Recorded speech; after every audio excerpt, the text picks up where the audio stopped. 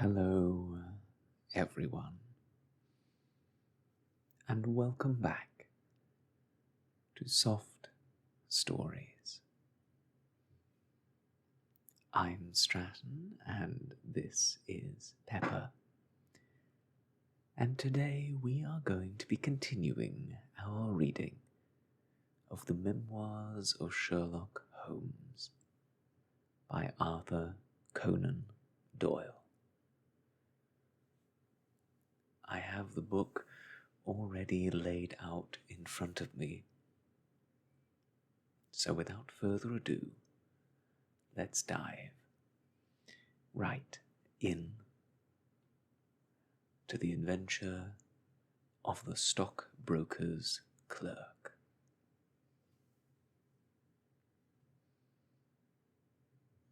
Shortly after my marriage, I had bought a connection in the Paddington district.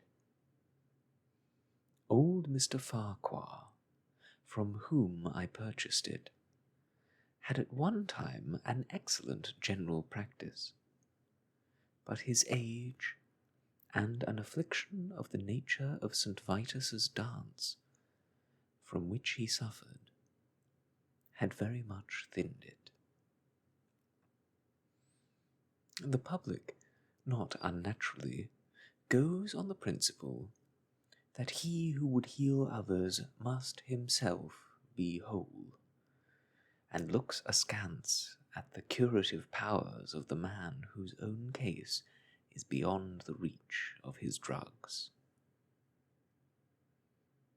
Thus, as my predecessor weakened, his practice declined, until when I purchased it from him, it had sunk from 1,200 to little more than 300 a year.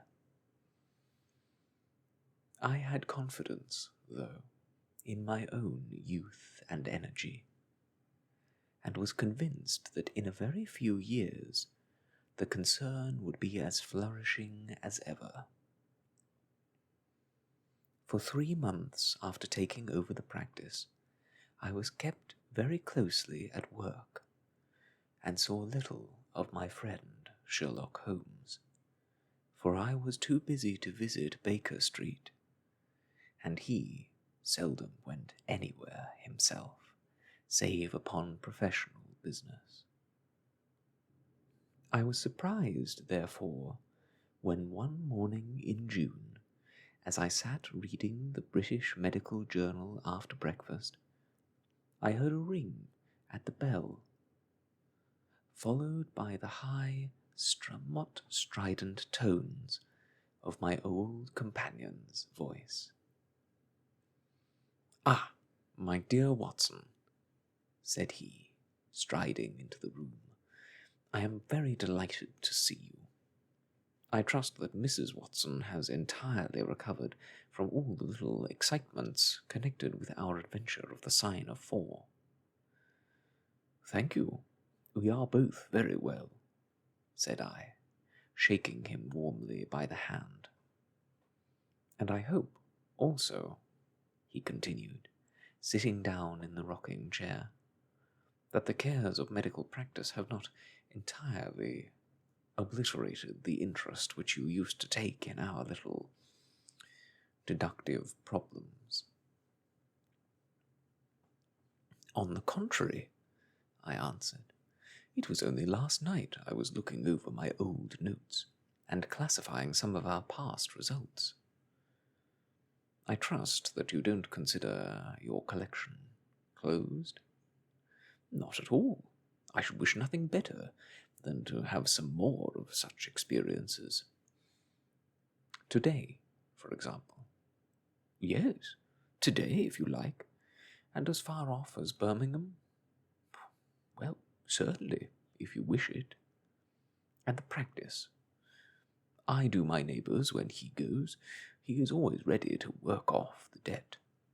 "Ah, nothing could be better," said Holmes, leaning back in his chair and looking keenly at me from under his half-closed lids. "I perceive that you have been unwell lately." Summer colds are always a little trying. I was confined to the house by a severe chill for 3 days last week. I thought, however, that I had cast off every trace of it.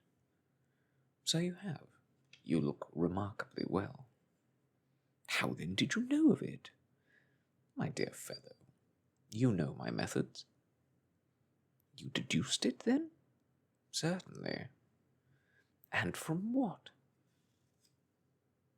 From your slippers.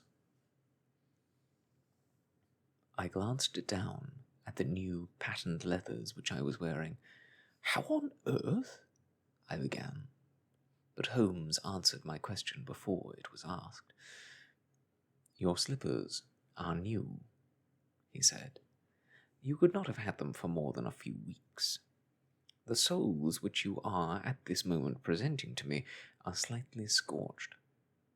For a moment I thought they might have got wet and been burned in the drying, but near the instep there is a small circular wafer of paper with the shopman's hieroglyphics upon it.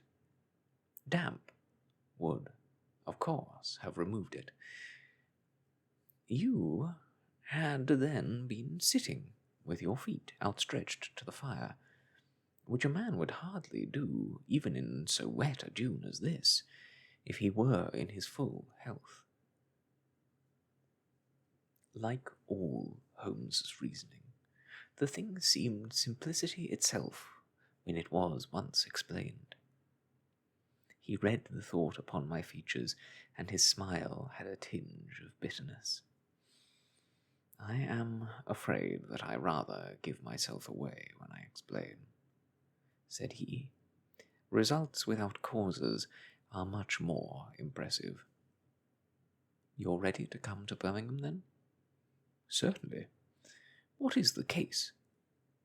You shall hear it all in the train. My client is outside in a four-wheeler.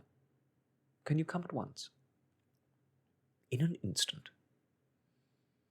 I scribbled a note to my neighbour, rushed upstairs to explain the matter to my wife, and joined Holmes upon the doorstep. Your neighbour is a doctor? Said he, nodding at the brass plate. Yes, he bought a practice as I did. An old established one, just the same as mine. Both have been ever since the houses were built. Then you got the best out of the two. I think I did, but how do you know? By the steps, my boy. Yours are worn 3 inches deeper than his. But this gentleman in the cab is my client, Mr. Hall Pycroft. Allow me to introduce you to him. Whip your horse up, cabby, for we have only just time to catch our train. The man whom I found myself facing was a well-built, fresh-complexioned young fellow, with a frank, honest face and a slight, crisp, yellow moustache. He wore a very shiny top hat and a neat suit of sober black, which made him look what he was, a smart young city man of the class who have been labelled cockneys, but who give us our crack volunteer regiments, and who turn out more fine athletes and sportsmen than any body of men in these islands. His round, ruddy face was naturally full of cheeriness, but the corners of his mouth seemed to me to be pulled down in a half-comical distress. It was not, however, until we were in a first-class carriage and well started upon our journey to Birmingham that I was able to learn what the trouble was which had driven him to Sherlock Holmes. We have a clear run here of 70 minutes, Holmes remarked. I want you, Mr. Hall Pycroft, to tell my friend your very interesting experience, exactly as you have told it to me, or with more detail, if possible. It will be of use to me to hear the succession of events again. It is a case, Watson, which may prove to have something in it, or may prove to have nothing, but which at least presents those unusual and outre features which are as dear to you as they are to me. No, Mr. Pycroft, I shall not interrupt you again. Our young companion looked at me with a twinkle in his eye. The worst of the story is, said he, that I show myself up as such a confounded fool. Of course, it may work out all right, and I don't see that I could have done otherwise, but if I have lost my crib and got nothing in exchange, I shall feel what a soft Johnny I've been. I'm not very good at telling a story, Dr. Watson, but it's like this with me. I used to have a billet at Coxon and Woodhouse's, of Draper's Gardens, but they were let in the spring through the Venezuelan loan, as no doubt you remember, and came a nasty cropper. I'd been with them 5 years, and old Coxon gave me a ripping good testimonial when the smash came. But of course we clerks were all turned adrift, the 27 of us. I tried here and tried there, but there were lots of other chaps on the same lay as myself, and it was a perfect frost for a long time. I'd been taking £3 a week at Coxon's, and had saved about 70 of them. But I soon worked my way through that, and out at the other end. I was fairly at the end of my tether at last, and I could hardly find the stamps to answer the advertisements, or the envelopes to stick them to. I'd worn out my boots, paddling up office stairs, and seemed just as far from getting a billet as ever. At last, I saw a vacancy at Mawson and Williams, the great stockbroking firm in Lombard Street. I dare say E.C. is not much in your line, but I can tell you that this is about the richest house in London. The advertisement was to be answered by letter only. I sent in my testimonial and application, but without the least hope of getting it. Back came an answer by return, saying that if I would appear next Monday, I might take over my new duties at once, provided that my appearance was satisfactory.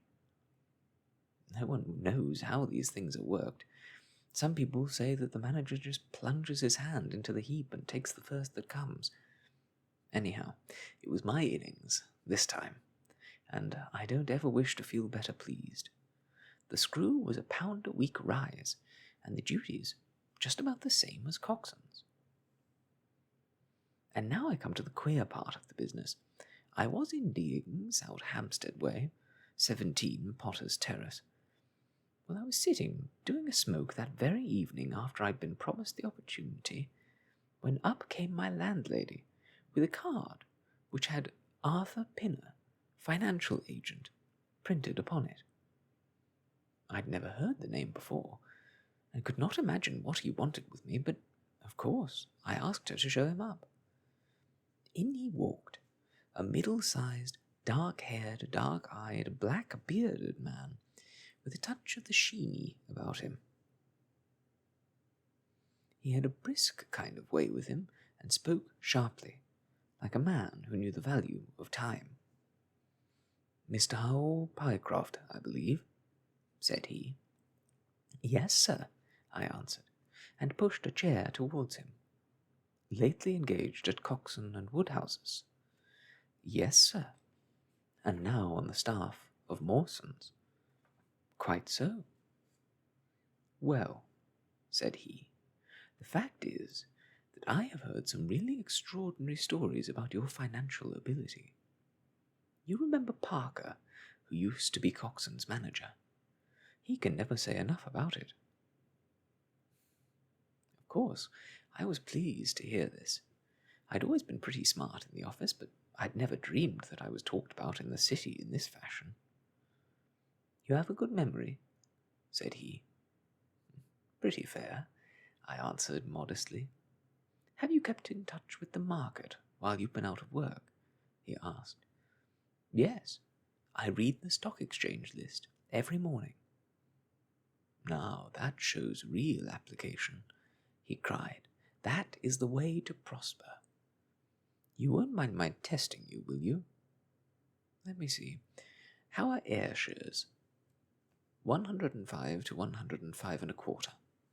And New Zealand Consolidated? 104. And British Broken Hills? 7 to 7 and 6. Wonderful, he cried with his hands up. This quite fits in with all that I had heard. My boy, you are very much too good to be a clerk at Mawson's. This outburst rather astonished me, as you can think. Well, said I, other people don't think quite so much of me as you seem to do, Mr. Pinner. I had hardly enough to fight. I had a hard enough fight to get this berth, and am very glad to have it. Pooh, man, you should soar above it. You're not in your true sphere. Now, I'll tell you how it stands with me. What I have to offer is little enough when measured by your ability, but when compared with Mawson's, it is light to dark. And let me see, when do you go to Mawson's? On Monday. I think I would risk a little sporting flutter that you don't go there at all. Not go to Mawson's? No, sir. By that day you will be the business manager of the Franco-Midland Hardware Company, Limited, with 134 branches in the towns and villages of France, not counting one in Brussels and one in San Remo. This took my breath away. I'd never heard of it, said I. Very likely not. It's been kept very quiet, for the capital was all privately subscribed, and it's too good a thing to let the public into. My brother, Harry Pinner, is promoter, and joins the board after allotment as managing director. He knew that I was in the swim down here, and asked me to pick up a good man, cheap, a young, pushing man with plenty of snap about him. Parker spoke of you, and that brought me here tonight. We can only offer you a beggarly 500 to start with. 500 a year, I shouted. Only that at the beginning. But you are to have an overriding commission of 1% on all business done by your agents, and you may take my word for it that this will come to more than your salary. But I know nothing about hardware. Tut, my boy, you know about figures. My head buzzed, and I could hardly sit still in the chair. But suddenly a little chill of doubt came upon me. I must be frank with you, said I. Mawson only gives me 200. But Mawson is safe. Now, really, I know so little about your company that... Smart, he cried in a kind of ecstasy of delight. You are the very man for us. You're not to be talked over, and quite right, too. Now, here's a note for £100, and if you think that we can do business, you may just slip it into your pocket as an advance upon your salary. That is very handsome, said I. When should I take over my new duties? Be in Birmingham tomorrow at 1, he said. I have a note in my pocket here which you will take to my brother. You will find him at 126B, Corporation Street, where the temporary offices of the company are situated. Of course, he must confirm your engagement, but between ourselves, I think it will be all right. Really, I hardly know how to express my gratitude, Mr. Pinner, said I. Not at all, my boy. You have only got your deserts. There are one or two small things, mere formalities, which I must arrange with you. You have a bit of paper beside you there. Kindly write upon it. I am perfectly willing to act as business manager to the Franco-Midland Hardware Company, Limited, at a minimum salary of £500. I did as he asked, and he put the paper in his pocket. "There's one other detail," said he. "What do you intend to do about Mawson's?" I had forgotten all about Mawson's in my joy. "I'll write and resign," said I. "Precisely what I don't want you to do. I had a row over you with Mawson's manager. I'd gone up to ask him about you, and he was very offensive, accused me of coaxing you away from the service of the firm, and that sort of thing. At last I fairly lost my temper. 'If you want good men, you should pay them a good price,' said I. 'He would rather have our small price than your big one,' said he. 'I'll lay you a $5, said I, 'that when he has my offer you'll never hear so much as a word from him again.' 'Done,' said he. 'We picked him up out of the gutter, and he won't leave us so easily.' Those were his very words. 'The impudent scoundrel!' I cried. 'I've never so much as seen him in my life. Why should I consider him in any way? I shall certainly not write, if you'd rather that I didn't.' 'Good. That's a promise,' said he, rising from his chair. 'Well, I'm delighted to have got so good a man for my brother. Here's your advance of £100, and here is the letter. Make a note of the address, 126B, Corporation Street, and remember that 1 o'clock tomorrow is your appointment. Good night, and may you have all the fortune that you deserve.' That's just about all that passed between us, as near as I can remember.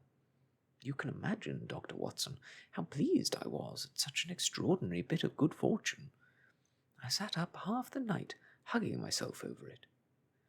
And next day I was off to Birmingham in a train that would take me in plenty of time for my appointment. I took my things to a hotel in New Street, and then I made my way to the address which had been given me. It was a quarter of an hour before my time, but I thought that would make no difference. 126B was a passage between two large shops, which led to a winding stone stair, from which there were many flats, let as offices to companies or professional men. The names of the occupants were painted up at the bottom on the wall, but there was no such name as the Franco-Midland Hardware Company Limited. I stood for a few minutes with my heart in my boots, wondering whether the whole thing was an elaborate hoax or not, when up came a man and addressed me. He was very like the chap that I had met the night before, the same figure and voice, but he was clean-shaven, and his hair was lighter. 'Are you Mr. Hall Pycroft?' he asked. 'Yes,' said I. 'Ah, I was expecting you, but you're a trifle before your time. I had a note from my brother this morning, in which he sang your praises very loudly. I was just looking for the officers when you came. We've not got our name up yet, for we only secured these temporary premises last week. Come up with me, and we will talk the matter over.'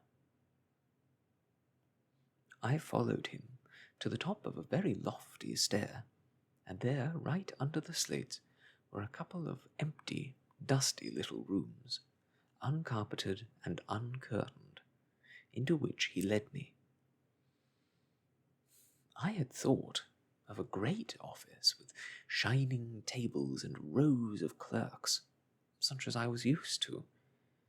I dare say I stared rather straight at the 2 deal chairs and the 1 little table, which, with a ledger and a waste-paper basket, made up the whole furniture. 'Don't be disheartened, Mr. Pycroft,' said my new acquaintance, seeing the length of my face. 'Rome was not built in a day, and we have lots of money at our backs, though we don't cut much dash yet in offices. Pray, sit down and let me have your letter.' I gave it to him, and he read it over very carefully. 'You seem to have made a vast impression upon my brother Arthur,' said he, 'and I know that he's a pretty shrewd judge. He swears by London, you know, and I by Birmingham. But this time I shall follow his advice. Pray, consider yourself definitely engaged." "What are my duties?" I asked. "You will eventually manage a great depot in Paris, which will pour a flood of English crockery into the shops of 134 agents in France. The purchase will be completed in a week, and meanwhile you will remain in Birmingham and make yourself useful." "How?" For answer, he took a big red book out of a drawer. "This is a directory of Paris," said he, "with the trades after the names of the people. I want you to take it home with I want you to take it home with you, and to mark off all the hardware sellers with their addresses. It would be of the greatest use to me to have them." "Surely there are classified lists," I suggested. "Not reliable ones. Their system is different than ours. Stick at it, and let me have the lists by Monday at 12. Good day, Mr. Pycroft. If you continue to show zeal and intelligence, you will find the company a good master." I went back to the hotel with the big book under my arm, and with very conflicting feelings in my breast. On the one hand, I was definitely engaged and had £100 in my pocket. On the other, the look of the offices, the absence of their name on the wall, and the other points which would strike a businessman, had left a bad impression as to the position of my employers. However, come what might, I had my money, so I settled down to the task. All Sunday I was kept hard at work, and yet by Monday I had only got as far as H. I went round to my employer, found him in the same dismantled kind of room, and was told to keep at it until Wednesday, and then come again. On Wednesday it was still unfinished, so I hammered away until Friday, that is, yesterday. Then I brought it round to Mr. Harry Pinner. "Thank you very much," said he. "I fear that I underrated the difficulty of the task. This list will be of very material assistance to me." "It took some time," said I. "And now," said he, "I want you to make a list of the furniture shops, for they all sell crockery." "Very good. And you can come up tomorrow evening at 7 and let me know how you're getting on. Don't overwork yourself. A couple of hours at Day's music hall in the evening would do you no harm after your labours." He laughed as he spoke, and I saw with a thrill that his second tooth upon the left-hand side had been very badly stuffed with gold. Sherlock Holmes rubbed his hands with delight, and I stared with astonishment at our client. "You may well look surprised, Dr. Watson. But it's this way," said he. "When I was speaking to the other chap in London, at the time he laughed at my not going to Mawson's, and I happened to notice that his tooth was stuffed in this very identical fashion. The glint of the gold in each case caught my eye, you see. When I put that with the voice and the figure being the same, and only those things altered which might be changed by a razor or a wig, I could not doubt that it was the same man. Of course, you expect two brothers to be alike, but not that they should have the same tooth stuffed in the same way." He bowed me out, and I found myself in the street, hardly knowing whether I was on my head or my heels. Back I went to my hotel, put my head in a basin of cold water, and tried to think it out. Why had he sent me from London to Birmingham? Why had he got there before me? Why had he written a letter from himself to himself? It was altogether too much for me, and I could make no sense of it. And then, suddenly, It struck me that what was dark to me might be very light to Mr. Sherlock Holmes. I had just time to get up to town by the night train to see him this morning, and to bring you both back with me to Birmingham. There was a pause after the stockbroker's clerk had continued his surprising experience. Then Sherlock Holmes cocked his eye at me, leaning back on the cushions with a pleased yet critical face, like a connoisseur who has just taken his first sip of a Comet vintage. "Rather fine, Watson, is it not?" he said. "There are points in it which rather please me. I think you will agree with me that an interview with Mr. Arthur Harry Pinner in the temporary offices of the Franco-Midland Hardware Company Limited would be a rather interesting experience for both of us." "But how can we do it?" I asked. "Oh, easily enough," said Hall Pycroft cheerily. "You're two friends of mine who are in want of a billet, and what could be more natural than that I should bring you both round to the managing director?" "Quite so. Of course," said Holmes. "I should like to have a look at this gentleman and see if I can make anything of his little game. What qualities have you, my friend, which would make your services so valuable? Or is it possible that—" He began biting his nails and staring blankly out of the window, and we hardly drew another word from him until we were in New Street. At 7 o'clock that evening, we were walking, the three of us, down Corporation Street to the company's offices. "It's no use our being at all before our time," said our client. "He only comes there to see me, apparently, for the place is deserted up to the very hour he names." "That is suggestive," remarked Holmes. "By Jove, I told you so," cried the clerk. "That's he, walking ahead of us, there." He pointed to a smallish, blond, well-dressed man who was bustling along the other side of the road. As we watched him, he looked across at a boy who was bawling out the latest edition of the evening paper, and running over among the cabs and buses, he bought one from him. Then, clutching it in his hand, he vanished through a doorway. "There he goes," cried Hall Pycroft. "Those are the company's offices into which he has gone. Come with me, and I'll fix it up as easily as possible." Following his lead, we ascended 5 stories, until we found ourselves outside a half-opened door, at which our client tapped.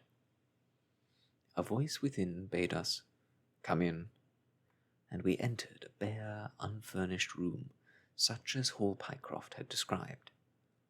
At the single table sat the man whom we had seen in the street, with his evening paper spread out in front of him, and as he looked up at us it seemed to me that I had never looked upon a face which bore such marks of grief, and of something beyond grief, of a horror such as comes to few men in a lifetime. His brow glistened with perspiration, his cheeks were the dull, dead white of a fisher's belly, and his eyes were wild and staring. He looked at his clerk as though he failed to recognize him, and I could see, by the astonishment depicted upon our conductor's face, that this was, by no means, the usual appearance of his employer.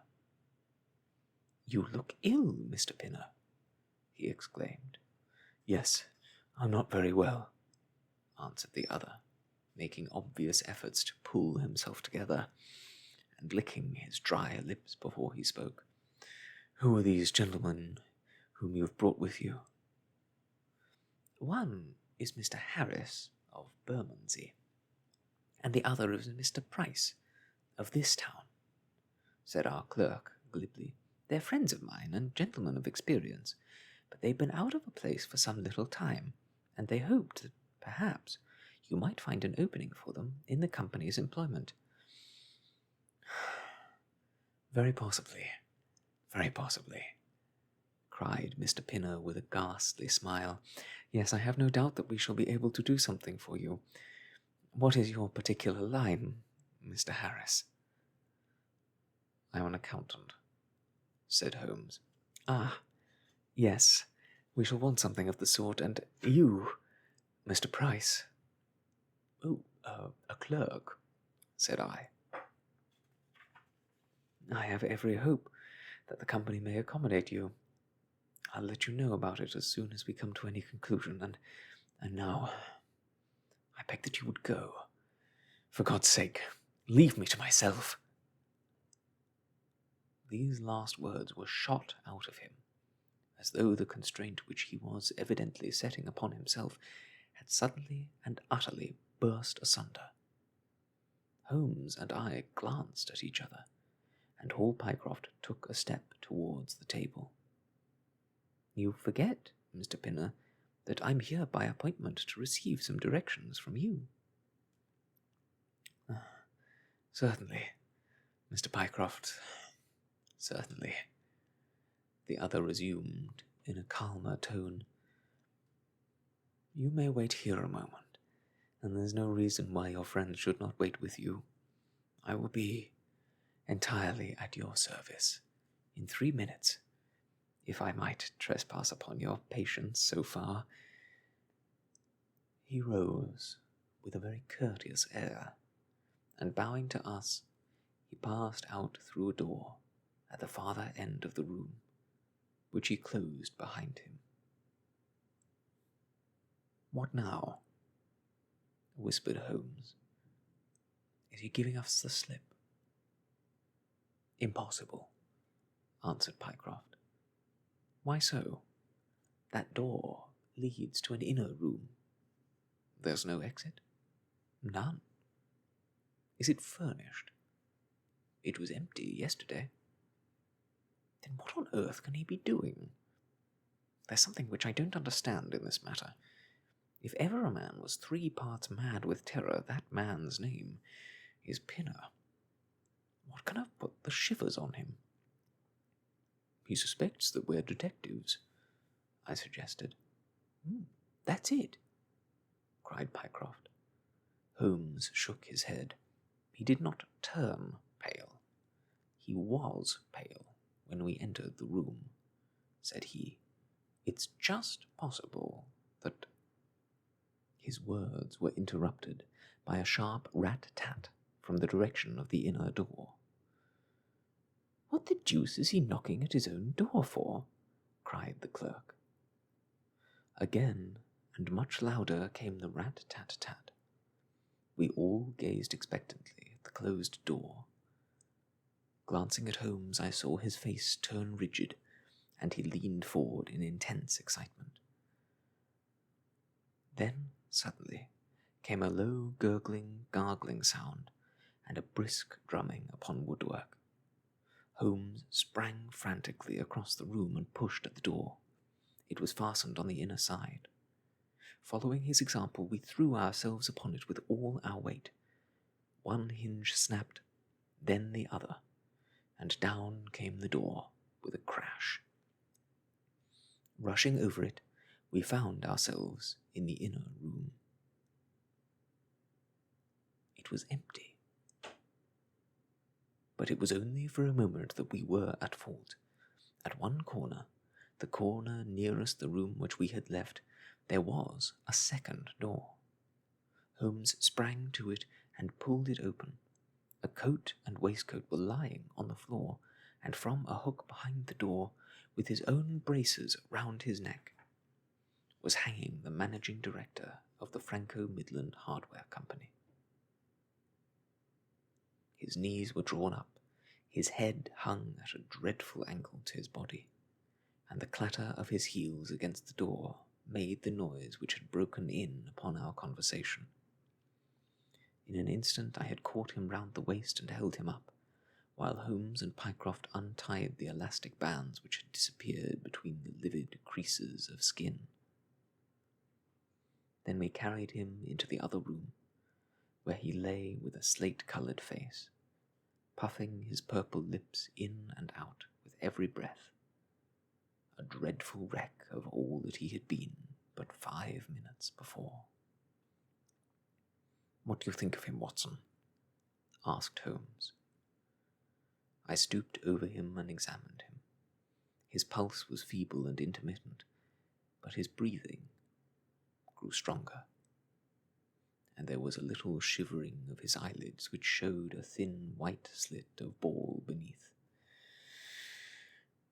"It's been touch and go with him," said I, "but he'll live now. Just open that window and hand me the water carafe." I undid his collar, poured the cold water over his face, and raised and sank his arms until he drew a long, natural breath. "It's only a question of time, now," said I, as I turned away from him. Holmes stood by the table, with his hands deep in his trousers pockets and his chin upon his breast. "I suppose we ought to call the police in now," said he. "And yet, I confess that I'd like to give them a complete case when they come." "It's a blessed mystery to me," cried Pycroft, scratching his head. "Whatever they wanted to bring me all the way up here for, and then—" "Oh, all that is clear enough," said Holmes impatiently. "It is this last, sudden move." "You understand the rest, then?" "I think that is fairly obvious. What do you say, Watson?" I shrugged my shoulders. "I must confess, I am out of my depths," said I. "Oh, surely, if you consider the events, at first they can only point to one conclusion." "What do you make of them?" "Well, the whole thing hinges upon 2 points. The first is the making of Pycroft write a declaration by which he entered the service of this preposterous company. Do you not see how very suggestive that is?" "I'm afraid I missed the point." "Well, why did they want him to do it? Not a business matter, for these arrangements are usually verbal, and there was no earthly business reason why this should be an exception. Don't you see, my young friend, that they were very anxious to obtain a specimen of your handwriting, and had no other way of doing it?" "And why?" "Quite so. Why?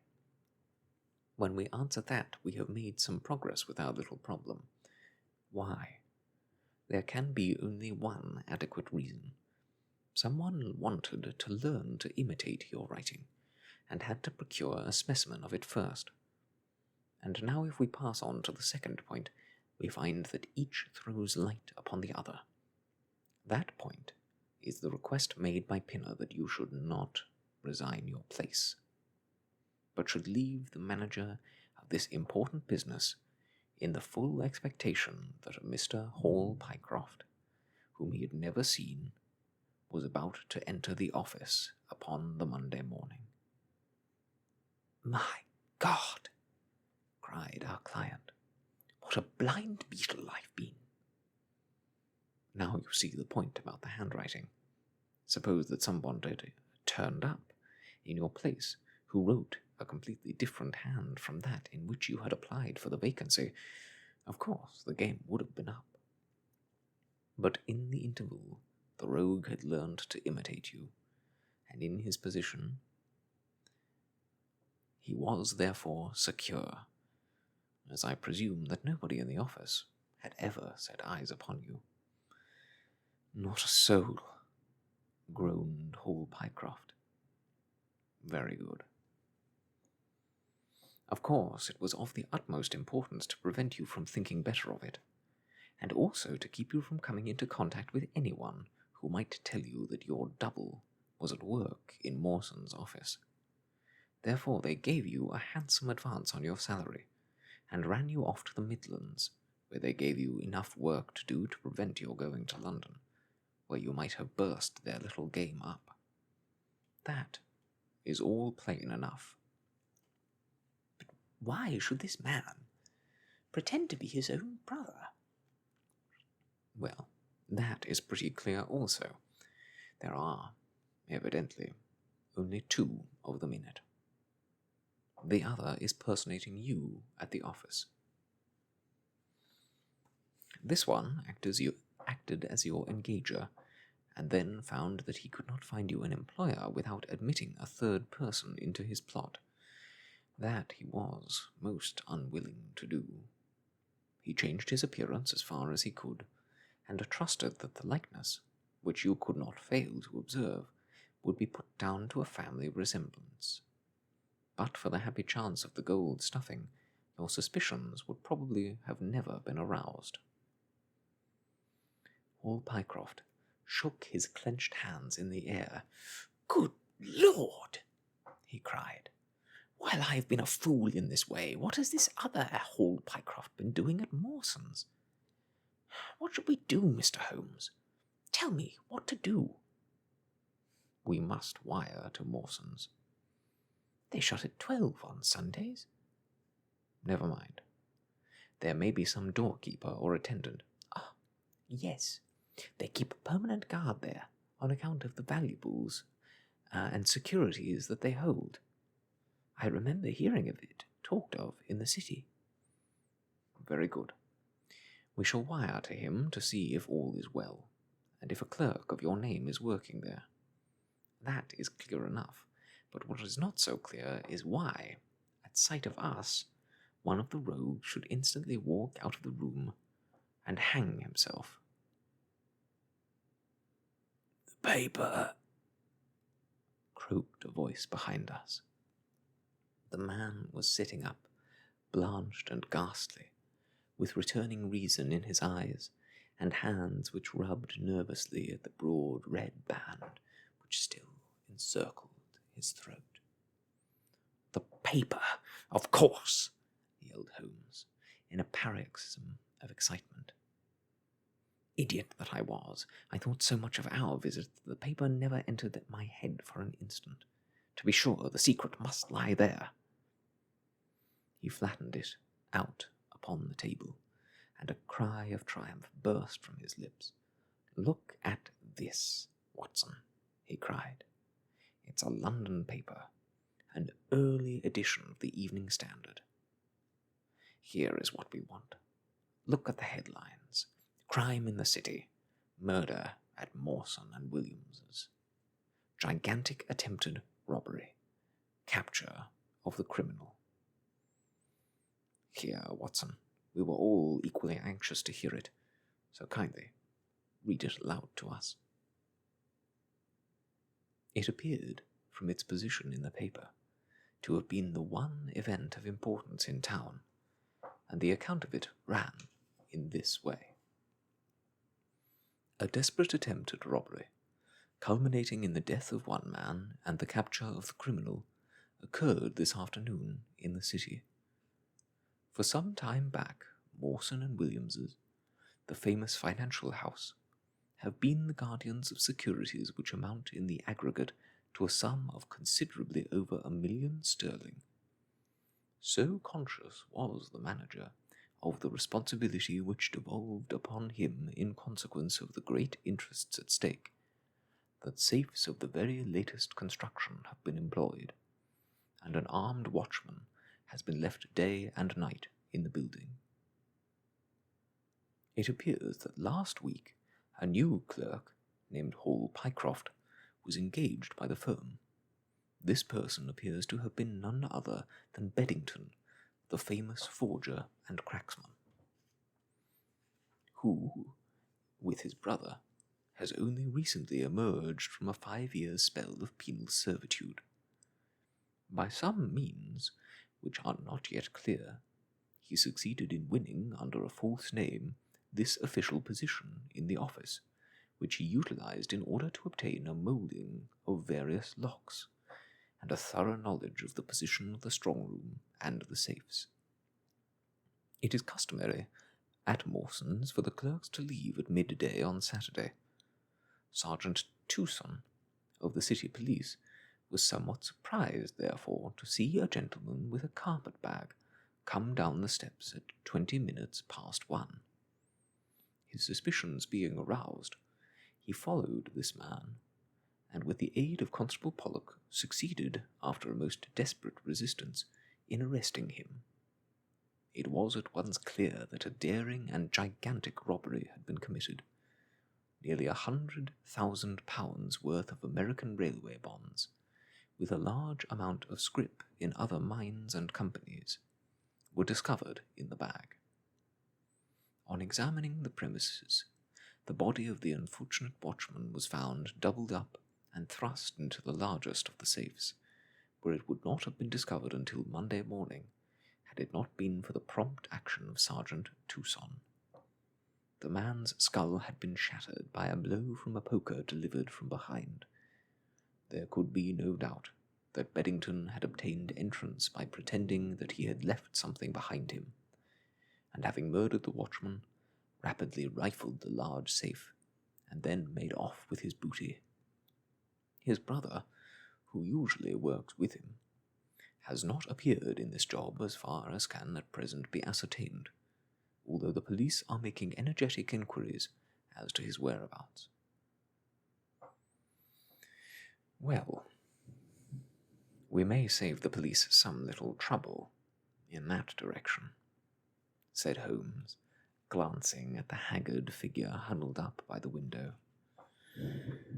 Human nature is a very strange mixture, Watson. You see that even a villain and a murderer can inspire such affection that his brother turns to suicide when he learns that his neck is forfeited. However, we have no choice to our action. The doctor and I will remain on guard, Mr. Pycroft, if you will have the kindness to step out for the police.